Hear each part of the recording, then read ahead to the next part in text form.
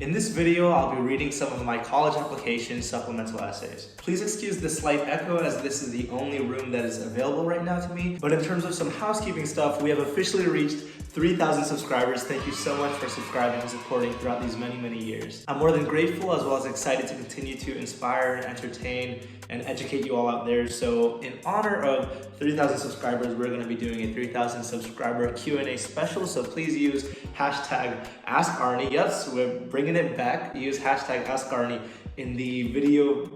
Use hashtag askArnie in the comment section down below to ask any question you want, whether it's personal, academic, anything really, or use the community tab and ask your question over there. I would also like to quickly plug my college consulting services. Please go down in the description down below and click on the calendar link to schedule a free 5 to 10 minute phone call with me talking about potential plans for college guidance, whether that be general college application consulting or revising and editing your essays. Please let me know. I've already had a few of you reach out to me and it's been a very fulfilling process so far. All right, let's get back into talking about essays. So when you're writing your essays, please make sure that you look at the specific school's requirements, as different schools have different questions and different requirements for these essays. But overall, for all the Ivy League schools, they require at least a main essay and some supplemental questions. We will be using some of my supplemental Yale essays as a case study, but if you want to read my full common application essays as well as the extracurriculars, please feel free to email me at arnold.setiadi@yale.edu for access to that. Now, I will be asking for a small fee in order to gain access to it, but if this poses a financial burden for you, please email me anyways and we'll figure something out.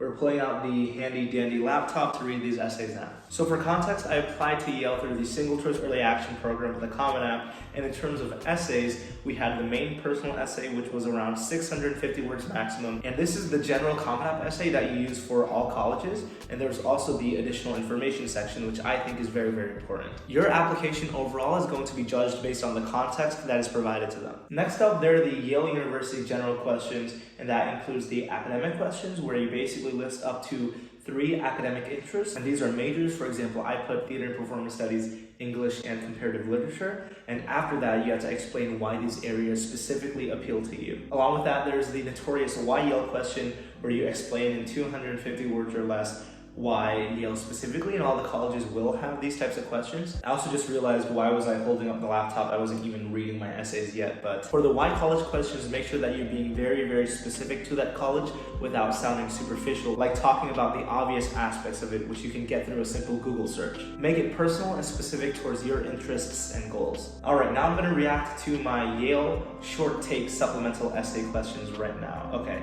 number 1, what inspires you? Being an underdog. People don't expect much from a first-generation student in an urban community with separated parents. I'm driven to prove people wrong for my family and my own name. Jesus Christ, what teen angst was I? Oh my Lord. Yeah, that was angsty, but I think that it was able to show and provide a lot of the context of where I grew up in and how I really wanted to go for that like underdog mentality. Yeah, you know, it's like 7 out of 10 cringe, but we'll keep going. Okay. Number 2, Yale's residential colleges regularly host intimate conversations with the guests representing a wide range of experience. You know what? You guys can read the question. Pause it right now and read the question. Lin-Manuel Miranda. How does one perfect the craft of performance and writing? Okay, that's not too bad. I think it was great for the time. Now Lin-Manuel Miranda is definitely very overly saturated, if that's the proper term, but I wanted to show how I was very timely, especially in terms of my interest with theater and music and politics, because Hamilton obviously intersects. Hamilton is a great blend of political science and theater and performance studies, which is what I ended up majoring and graduated from, so that's cool. Number 3, you are teaching the Yale course. What is it called? I think I might have shown this one in a video before. You are teaching a Yale course. What is it called? How to Read and Write Good, an English Guide, Semester 1, Irony. How to Read and Write Good, an English Guide, Semester 1, Irony. Yeah, I'm convinced that my admissions officers just like pitied me at this point, because this is like 11 out of 10 cringe level, man. Okay. Number 4, most first-year Yale... Okay, you'll read the question again. Besides my self-deprecating humor and optimistically realistic views on the world to enhance camaraderie, I'd encourage everyone to play soccer or simply work out. Health is number 1. I mean, it was okay. I mean, it was honest.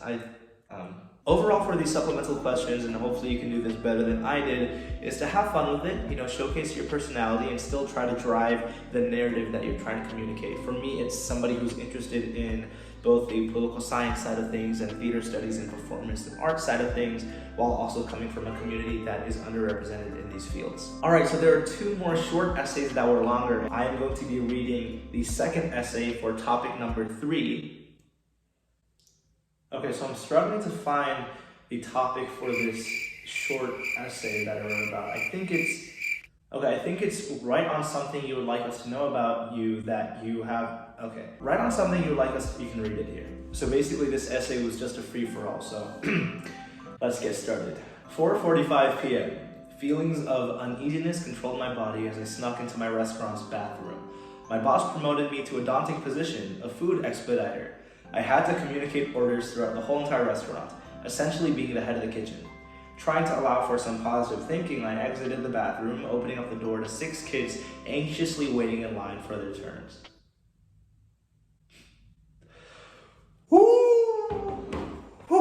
Okay, I think this is one of the hardest videos I've made in a while. I'm gonna leave my laptop over here. 4:47 p.m. I entered the kitchen. Despite having wealthy customers, it's amazing seeing a 17-year-old in charge of a bunch of 50-year-old men. Through the smoke and sizzling meat, I read the first ticket. 1 hibachi noodles boyfriend. Patronizing laughs filled my eardrums. The ticket read, Hib nidle bif. B/F is beef. But reading romance novels mentally converted BF into boyfriend. We'd have a pretty drastic shift towards the female customer demographic of our restaurant if that was the case. Jesus Christ, that was like, oh my, if I said that now, oh, I was borderline misogynist. No, I wasn't. It was just me being weird. Okay. 6:39 p.m. Although embarrassed, I called out the tickets again, deciding to think of theater. Project your voice. Performing in a kitchen is similar to performing in the black box theater. Oh my god. That was an overdrawn comparison. I'm not gonna lie, that was sort of an overdrawn comparison, but we'll keep on reading because I've committed myself to the task. I'm serving an audience through performance, using the correct loud pitches and movements to reach my goal. My uneasiness faded away, taking this responsibility with confidence. My ability to cope with adversity using humor and skill had manifested. I needed to do this job not only to provide for my family, but to ultimately harness my skill for theater and to read a ticket properly.